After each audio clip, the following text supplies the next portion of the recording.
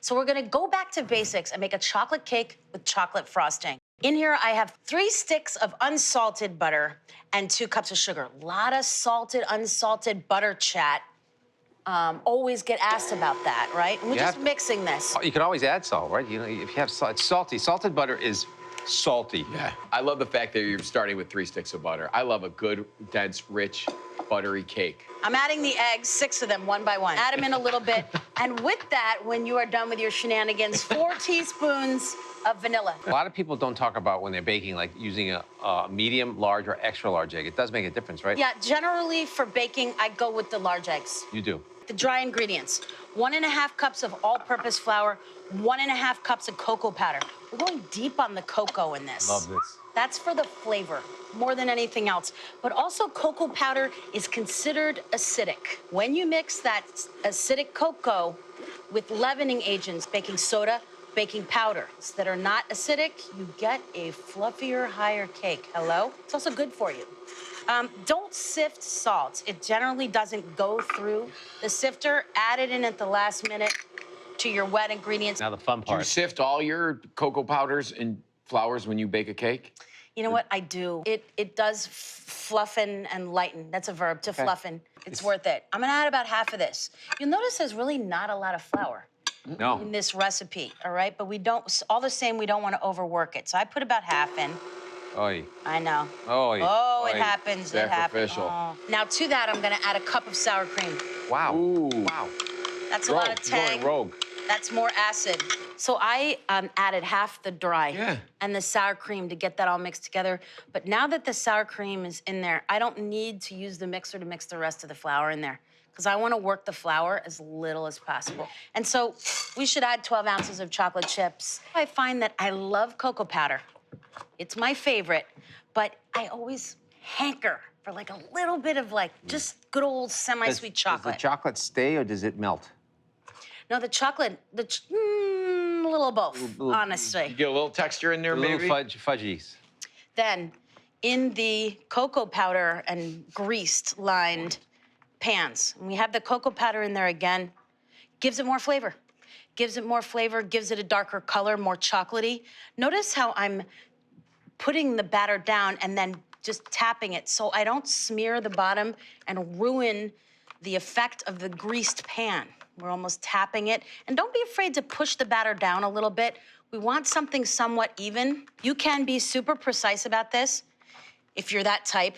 We are really ready to go in the oven. Give them a couple taps just to even them out. Oy. We're gonna go in the oven. So I'm gonna let these bake in the oven at 350 for about 40 to 50 minutes. Well, we're making a little frosting, and I'm just gonna kind of show you. I've melted chocolate and sugar, and underneath it is my cream, right? using water. Instead of pouring hot cream over cold chocolate, warm that chocolate up, get it ready, and just pour the cream over it, and it's better. This is just really easy to do, right? Chocolate, sugar, melted gently over your cream on the stove so they're both kind of warm. And then just gently stir them, no need to whisk, no need to get, you know, Excited. add a little bit, another dash of vanilla. And when this is all stirred together, and you can see, but you see how unbelievably glossy Yes. the chocolate is getting, right? They were both warm, right? They were both ready to go in the jacuzzi. And then you just get this vibrant, glossy ganache, right? So then we add butter, How much butter? Wow. just a little bit. Just a little bit. I saw that. I don't want any lies about buttercream. The words in the frosting are buttercream. What do we think is going on here? Yeah. No, I it's love like, buttercream. right? And then we just gently stir in 1.5 sticks of butter to this cream and chocolate mix. And this is essentially our souped up buttery ganache. You let this chill in the fridge, right? And then it becomes this, and you just whip it a little bit in the mixer. Oh, this is gonna be like insanely good. I can tell just for the sound of it. I've got equal parts of bourbon and simple syrup here.